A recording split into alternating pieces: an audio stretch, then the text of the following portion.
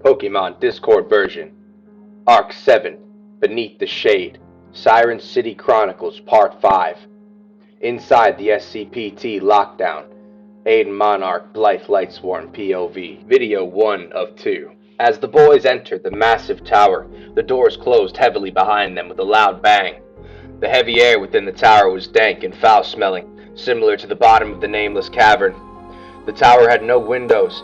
The only light that was present was the dim lighting of lanterns and small bulbs that hung from the ceiling. They first entered into a long hallway that followed through to the interior of the tower, leading to many other dimly lit hallways. Around every corner was a locked door that was secured with only the sturdiest of locks that could not be broken or picked. The boys walked past many locked doors, unlocking them with the key that Anzu had pickpocketed off Warden Leander, in search of a staircase that would take them to the floors above. They wandered around for a good amount of time before finally making it to a door that opened as they approached it cautiously. The boys froze as the door slowly opened, and out walked an SCPT guard that immediately spotted the boys and confronted them. Hey, what are you two grunts doing? It isn't shift change yet. You two slackers haven't completed your duties. Get back up these stairs to the 3rd floor and get busy. Those torture chambers ain't gonna clean themselves. The guard said to the boys as they kept their heads down and quietly complied with his orders. Aiden and Blythe entered the door that the guard had opened and continued up the stairway to the 3rd floor, so as to not cause any further suspicion. Phew, that was too close, said Blythe to Aiden. They made it to the 3rd floor and saw many lower-level guards cleaning out these prison cells that were coated in blood. Aiden looked disgusted at the bloody cells and wondered to himself about how badly the prisoners were getting tortured in here to cause such a horrific scene. Perfect. The 3rd floor gets us that much closer to the top. Follow my lead, Aiden.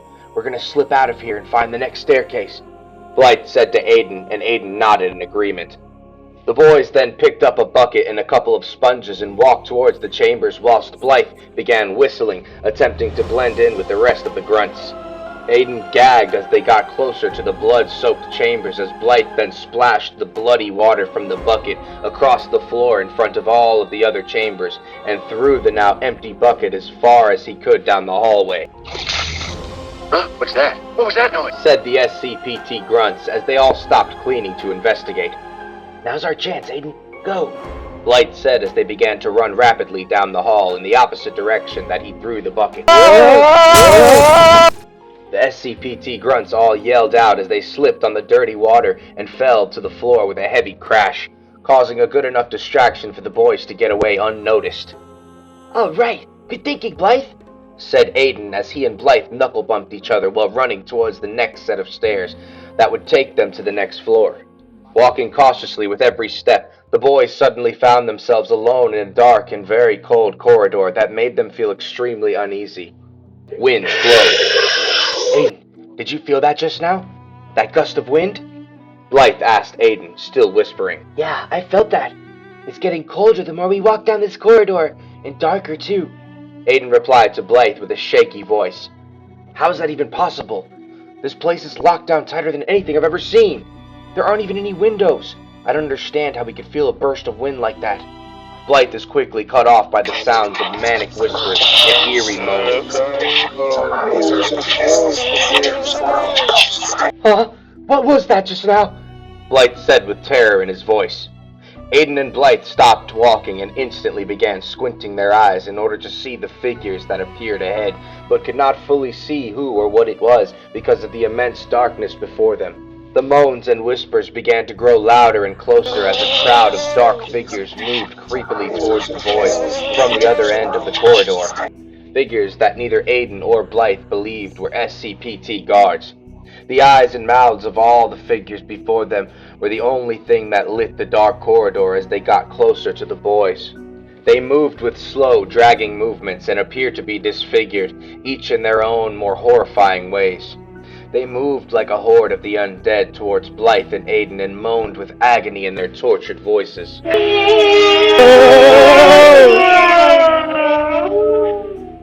Whoa, Aiden, those are ghosts, man! Run! Blythe said to Aiden abruptly. Wait, Blythe, I think they're trying to tell me something. Aiden replies as he noticed the figures had stopped moving towards them. All at once, the crowd of ghosts pointed their fingers at Aiden with a quick, simultaneous thrust. Aiden! Aiden, get up! Aiden! Please! Aiden could hear Blight's voice fading out as he lost consciousness. Aiden is being shown a vision. Don't kill this one just yet. I want him alive. I have special plans for you, my friend. Warden Leander said to Colonel Pence as he grabbed Pence by the back of his neck and led him to his own personal cell where he would live out the rest of his days, enduring round-the-clock torture, each day being more horrific than the last. Here we are, your first and last room in this tower that you'll ever see, said Leander to Pence as he began opening the cell doors. Leander always traveled through the SCPT lockdown with 4 guards watching his back, especially when transporting a prisoner. Don't worry about your Pokemon partners either. I'll be taking them to the auction hall, where they'll be sold to the highest bidder. I hope it was worth it, Colonel, because you and I are going to become very well acquainted over these next few months before you die, Leander said to Pence with venom in his words. Spit! Pence spits in the warden's face as one of the guards attempts to whack Pence with a shock baton, but only breaks it in half on the colonel's torso. Pence chuckles as Leander wipes the spit from his face and holds out one hand to his guards, signaling them to stand down. I suppose I owed you that one, didn't I? Leander says to Pence. Pence smiles a half smile and says, You really think you've beaten us? You all can continue to drown in your own delusion. There's more to life than this oppressive faction. Team Rocket are nothing but pawns. My men and I refuse to be part of the King's sick and twisted games any longer. I would rather have death, so let's get this over with, Pence says as he kicks backwards, striking the guard that was holding him between the legs, causing him to drop to his knees and start vomiting out of the pure excruciating pain he was in. Then Pence quickly headbutts Leander dead on square in the nose, while the stunned warden tries to unsheath his blade. The other guards try to act as Pence locks his wrist bindings around Leander's blade, successfully freeing his arms. Suddenly, the first guard out of the 3 that were left tries to strike at Pence with a shock baton. Pence immediately catches the guard's wrist and redirects the shock baton into the eyeball of the second guard, effectively cooking his brain. He does this all while simultaneously unsheathing a short knife from the first guard's belt. Quickly, the knife is slid across the guard's throat, causing him to choke and bleed out slowly. The third guard, witnessing this intensity, quickly drops his weapon and puts his hands in the air and tries to run away. Pence throws the knife into the back of the cowardly guard's brainstem, killing him instantly. Right as Pence turns around to face the warden, he is met by a devastating strike from the hilt of Warden Leander's blade, instantly knocking Pence out cold. Wake up! The warden yells as he splashes a dirty bucket of rancid mop water all over Pence. The colonel awakens to find that he is now chained up to his cell wall by each one of his limbs and is wearing nothing but his undergarments and soaking wet.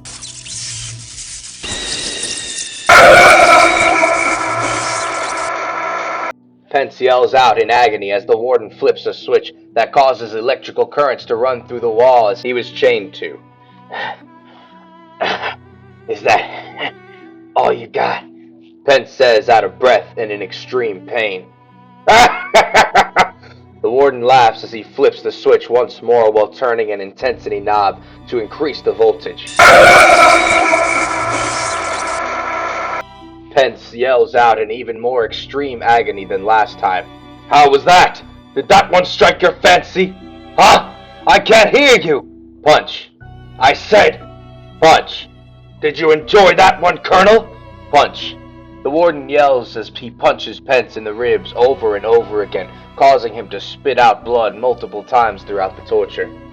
Now, that shut you up, didn't it? Good. Seems you've had enough today, yes? Leander says as he walks over to the switch and flips it one last heart-wrenching time. However, this time he lets it shock Pence for at least 20 straight seconds, but to Pence it felt like a lifetime.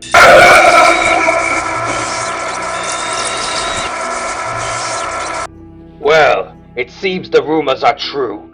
You really are the legendary colonel they say you are. Such a shame for you to throw your life away in exchange for your men's freedom.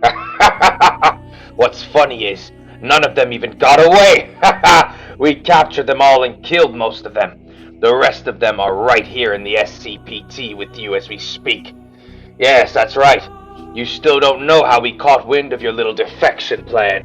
One of your loyal men sold you out. You can't trust anyone nowadays. He came straight to the king and told him about your little resistance group. The coward even drew up a map to show us your escape route. But it's all water under the bridge now, Colonel. He thought he would be getting promoted in ranks, but instead he hung from his neck until his eyes popped red from their sockets. Good night, Colonel. I'll be seeing you bright and early, said Leander to Pence. Fuck you, said Colonel Pence to Warden Leander as the warden and guards left his cell and locked it up tight. As Pence hangs from the wall in pain and bound by chains, his vision is blurry, but he still remains conscious and able to maintain steady breathing. Eventually, he slows down his heart rate and keeps himself calm enough to meditate on his next move. However hopeless this situation may seem. You four, leave me and stand guard in front of the colonel's cell overnight. His resilience is going to get him killed if he's not careful, Leander said to his guards. Sir! The guards said as they stood at attention in front of Colonel Pence's cell. Aiden! Aiden, wake up, man! Blythe's voice faded in and became more clear now as Aiden opened his eyes and picked himself up onto his feet. Aiden! You're okay! What the hell happened right there, man? Those ghosts all stopped and pointed at you and you fainted. I thought you were a goner, Blythe said in worry for Aiden. I'm okay. Ghosts? Ghosts! Yeah, that's right! I think those spirits showed me a vision. I saw Colonel Pence, the warden too. I saw where they're keeping him. I saw what they're doing to him. They locked him up and tortured him. I saw the whole thing. Let's keep pressing on, Blythe. I know where to go now, Aiden says with confidence as they press on. Wow, Aiden, you really weren't kidding about this ghost stuff. It's like once they all pointed at you and you passed out, they all disappeared. You were only unconscious for a minute or so too. I swear you got some kind of ghost gift, man. A creepy one. But hey, I'm not complaining. Lead the way, man, Blythe said to Aiden. They made it up the stairs and got onto a higher floor of the tower. Through the doorway, they could see a giant chamber which consisted of thousands and thousands of occupied prison cells that harbored the tortured prisoners that were unfortunate enough to end up in this godforsaken tower of hell. Screams and crying can be heard from the prisoners throughout the whole chamber, and the sounds of torture filled the musty air. The sound of chains and clanging steel could be heard along with whirring electrical currents that were clearly being used for torture. Blow torches and chopping mechanisms were common tools of torture here as well as the worst types of skinning, castration, and other body mutilation that would haunt anyone's worst nightmares. The boys walked through the chambers, exchanging nods with other guards, attempting to blend in while searching around for any clues as to how they would access the chambers where the Shade operatives were being held. So where is this place, Aiden? Everything looks the same here. I don't think we just wander around here forever without being made, Blythe says to Aiden. I think it's up the main stairwell over there. That's where the top floor is, and the warden's quarters. If we can get up there, then there's no doubt we can find Colonel Pence's cell, said Aiden to Blythe. Wait, Aiden, don't you remember what Anzu said? Asked Blythe. Flashback to Anzu. Being young and inexperienced looking, you two won't be able to pass as top floor guards. Only the elite are selected for that position. The top floor is also where you'll find Warden Leander's office. I did a little sleight of hand trick on the brute and managed to find this. The boys then quickly remembered the key that Anzu gave them that would undoubtedly lock the doors to Pence's prison cell. That's right! Even with these uniforms, you won't be able to pass as top floor guards. Good thinking, Blythe. I almost completely forgot, said Aiden to Blythe. Look, Aiden, this situation's looking kind of dark. If we get caught in this place, we aren't leaving. I do not want to die here, Aiden. This place is worse than the Nameless Cavern catacombs. We need to be precise. There's absolutely no room for mistakes here. What about your ghost friends? Can't you ask them for help? Maybe you can make them open these prisoners' cells all at once. causing some kind of prison riot or something. Yeah, that's good. Then we could snag Colonel Pence and the Shade operatives and slip out in a scuffle, undetected. Genius, Blythe said, a little more loudly than he should have. Blythe? Aiden says, disappointed in Blythe. Not only for how loud he was talking, but also for the ridiculous nature of his impossible plan. Hey, psst, hey, said a random voice that came from one of the prison cells. Blythe and Aiden turn around quickly and see one of the prisoners at the door of his cell with his hands firmly grasping the bars. Hey you, did you say something about a prison riot and the Shade operatives? Says the prisoner. What? Us? No way! Mind your own business, prisoner, Blythe says, trying to fix his mistake. You two new here or something? You look a little young to be Siren City guards, the prisoner asks. Yeah, maybe we are. What's it to you, prisoner? Blythe fires back, trying to desperately seem like an actual SCPT guard. Well, it's funny. The SCPT recently created a citywide law stating that anyone who is caught speaking of the Shade operatives will be burned at the stake, even guards. Plus, the only time the SCPT gets new guards is when a current guard kicks the bucket. It doesn't seem like any guard has died recently, so what's your real story? You might want to come up with a better one if you want to fool any of these guards. I'm honestly surprised you made it this far. Guards must be getting dumber down below, the prisoner said, completely debunking Blythe's entire claim. Well, Blythe started to respond but was cut off by Aiden. Look, we're not guards, okay? We just want to find Colonel Silas Pence. Ever heard of him? Aiden said with a surprising stroke of confidence. Now we're cooking. Pence, huh? Yeah, I've most certainly heard of him. I suppose you want to find the rest of the Shade operatives too, right? Is that what you and your boyfriend were talking about over there? The prisoner taunted Aiden and Blythe while trying to fish for information. Hey, don't you ever! Blythe yelled but quickly stopped as Aiden put his hand on Blythe's shoulder, signaling for him that it was okay and he had it handled. Look, here's the deal. My friend and I are on a mission to liberate the Colonel and his men. We'll be willing to help you out too if you point us in the right direction. In fact, if we do this right, we may be able to free everyone in here, Aiden explained but was cut off by the prisoner. Whoa now. We don't need to free everyone. Only Pence in the Shade. My name is Sergeant Jack Valos. I'm one of the poor bastards that got caught up in all this mess. All we wanted was freedom from this life, freedom from this terror. Instead, we were plummeted on the opposite side of hell, demoted from demons to sinners and sufferers, said the prisoner. Huh? You? You're one of them? Aiden said to Sergeant Valos. Yes, we're all former Team Rocket elites who led the brigade in taking this godforsaken city back when King Zalis ordered the search and seizure of the faction known as the Light. Prince Adonis's Alpha Squad was to find and kill every last member of the Light. Once they achieved that goal, we were supposed to move in and take all of the 8 main civilizations simultaneously and secure our positions in each city, Valos explained. I remember my father talking about this with my uncle and some other elders. Apparently after the prince and his squad killed everyone, something apparently showed up and wiped them all out, single-handedly. Blythe interrupted. Yeah, that's right, kid. You say your father knew about that, huh? You must be from the ancient dragon clan. I knew there was something about you. I should have known upon seeing that snow-white hair of yours. Only you dragon heads have hair that's so blinding and white at your age. Anyway, something happened that fateful day. Something none of us will probably ever know. Something the king obviously covered up. All the rest of us elites and officials knew was that the king himself had to interfere with whatever happened to the prince and his squad. However, there was one survivor from Alpha Squad. His name is Damascus Marin. He's the king's right-hand man and advisor. So if the king is actually covering something up, Damascus will too, said Valos. So then what happened? Obviously you all were still successful, right? Aiden asked. Yeah, for the most part. King Zalis ordered us to move in anyway, despite Alpha Squad's demise. From that day forward, Prince Adonis and his Alpha Squad were to be remembered as heroes who enabled Team Rocket to prosper for years to come. Heroes don't do what they did. Not that I have any room to talk.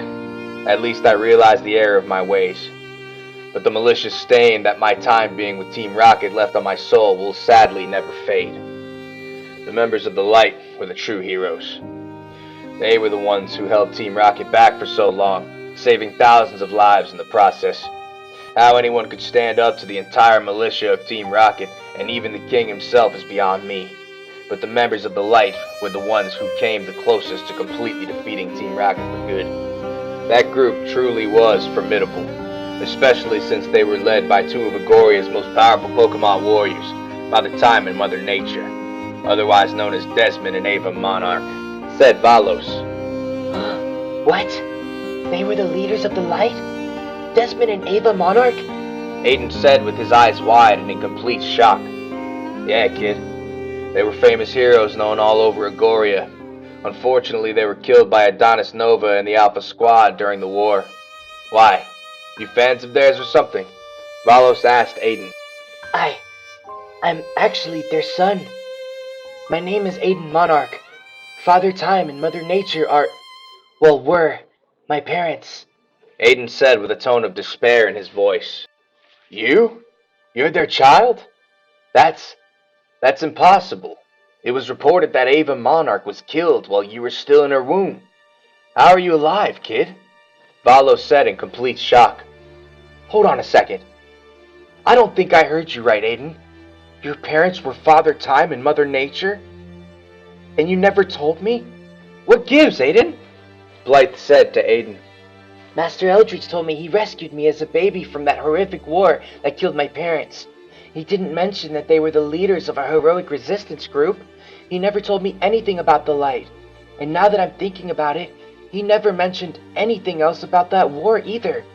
He always taught me to never dwell on that past and always prepare for the future. So that's exactly what I did my whole life. Aiden explained. Your master? You don't mean... You aren't talking about the Sage, are you? Master Eldridge Nova? He was never supposed to interfere in Team Rocket's affairs. That sly bastard. He certainly lives up to the legend, said Valos. Hey, what's going on over here? Why are you two grunts talking to this prisoner? A booming voice came from behind the boys, scolding them from afar. The boys quickly turned around and saw an SCPT guard coming over to them quickly. Before they could even think of a quick-witted excuse, Valos intervened and said, It's my fault, guard. I'm ill, you see, and I think I might be dying. I've asked these guards many times to put me out of my misery, but neither of them have the stomach for it. Will you please do the honors in ending my life? I can't take the pain any longer. Just please, kill me. The boys looked at Sergeant Valos confused and in shock. You want to die that badly, prisoner? Fine, back away from the bars and let me open this door. I'll be more than happy to accommodate you. You two, watch my back and make sure he doesn't try anything slick. Got it? Said the guard as Valos backed away from the cell door. Aiden and Blythe both nodded and got in position to pretend to assist the SCPT guard. Thank you. Oh, thank you so much, guard, said Valos as the guard began to unlock the cell door. The guard slides the cell door open and says, All right, prisoner. So how would you prefer to die? Immediately the guard is struck between the eyes by Sergeant Valos and knocked out cold as he falls to the cold floor of the prison cell. Valos then lifts the guard up into a headlock and quickly snaps his neck, effectively killing him in the most silent way possible, and sets the corpse back down on the cell floor. The boys look disturbed as they have never seen someone's neck snapped so easily before. Valos then begins to undress the guard and take his uniform, and quickly disguises himself as an SCPT guard as he slams the cell door shut and locks it with the corpse of the former guard face down in the cell dressed in prison garments. Let's get out of here quickly before they notice that corpse in there isn't me, said Valos to the boys as they hurried up the stairs and made it to the top floor entrance. Valos rummaged around in the SCPT uniform for keys to try and open the door, but none of them would work. Damn, none of these keys are for this door. We need to find another more important guard that might have the keys to the top floor, said Valos to the boys. Well, I have this key. It's supposed to work on every door in the place. Aiden says as he stuffed the key into the rusty keyhole and turned it. The door opened instantly and the three of them entered with haste. Do I even want to know where you got that key? Valos asked Aiden. Let's just say a friend got it for me. Aiden said nervously, trying not to mention Anzu without having to. They entered the rust-colored corridor on the top floor and cautiously made their way through searching for Colonel Pence's cell. Now, I'm quite sure I don't need to say this, but if we run into the warden, we're done for. So let's try to avoid a confrontation with the big guy, understand? Said Valos to the boys. Yeah, I don't think any of us want to tussle with the warden, okay? Let's just keep going, said Blythe, impatient and nervous as all hell. Wait, guys. I remember this place. I know where to go. Follow me. Aiden says as he takes off into a different corridor quickly. What? Am I missing something? Has that boy been here before? Valos asked Blythe. Aiden's got some kind of clairvoyant ghost gift, where ghosts show him things or some shit. It's a long story. Let's go, Blythe says as he takes off after Aiden. The confused sergeant plants his face into his palm and shakes his head as he lets out a huge sigh. What the hell have I gotten myself into? Valos asks himself as he reluctantly follows the two boys down the dark corridor. Eventually, after passing by many unsettling-looking doors and hallways, they made it to the Colonel Pence's cell block. Aiden had led them to the right place, but he remembers the warden's 4 guards that are patrolling Pence's cell doors 24/7. Impressive, Aiden. You led us to the solitary cell blocks. We're in the right area now. We just have to locate the Colonel, said Valos. Great job, Aiden. I knew you could do it, said Blythe as he popped Aiden's hat with his hand playfully. Well, I remember where he is, but we have a problem, Aiden says as he adjusts his hat while looking at Blythe mildly annoyed. There's 4 guards that protect his cell at all times. We need a way to either distract them or take them out quietly, said Aiden to Blythe and Valos. Well said, Aiden. 4 guards, you say? Must be the orderlies for Warden Leander, if I were to take a wild guess. Those 4 are trained to never leave their posts or even blink without the warden say so. We won't be able to talk our way out of this one. We're gonna have to somehow take them out silently without each other noticing. The warden's orderlies carry these devices called Rocket communicators. Only certain important members of Team Rocket have one of those babies on them. Back when I was an active member, they hadn't invented them yet, so I never got one myself, but they look pretty simple to use. With the communicators on them, they can instantly radio in to the warden, who undoubtedly has one himself. The moment a fight breaks out or we get spotted, the warden will know immediately and will no doubt step in. I'll say this again. We do not want to fight Warden Leander. He will kill us on the spot or worse, and there will be nothing any of us can do to stop it from happening. This is not a joke. We will die here if we're not careful, said Valos to the boys. Eventually, after walking for about 10 minutes, they spot a large solitary cell at the end of the corridor, one that was unmistakable to Aiden. There it is! Don't worry, Sergeant Valos. We're gonna bust the Colonel out of here no matter what. That's a promise, said Aiden as they finally gained a confirmed visual on Colonel Pence hanging in his cell by his wrists. So then, what do you suggest we do, Sergeant? Since you're so afraid of the warden and all, Blythe said sarcastically. Look, Dragon Boy, you want to fight with the warden? Be my guest. You'll make a fine distraction while I make my great escape. But if we're going to do this, we're going to do it right, you hear? The communicators are also constantly monitoring the vital signs of the user. In other words, those little devices around their wrists are monitoring their heartbeats at all times. So once the user's heart stops beating, their flatline is sent to Warden Leander, alerting him that one of his guards is down. Valos explained. Is there any way to deactivate the communicators? Aiden asked. Unfortunately, if there is, I don't have a clue as to how. Like I said, when I was part of Team Rocket, they hadn't invented the communicator yet, said Valos. Great! We had to rescue the old dinosaur of Team Rocket, who's technologically impaired, Blythe insultingly said to Sergeant Valos. You got a big mouth on you, don't you, Dragon Boy? What about you? What's your big plan you got cooking up under that white hair of yours, huh? Said Valos, who was obviously offended. Stop fighting, guys. This isn't the time for this. We need to figure out a way to do this without getting caught, Aiden says, trying to keep everyone calm. Flash! Suddenly, an abrasive light flooded through the corridor at Aiden, Blythe, and Valos.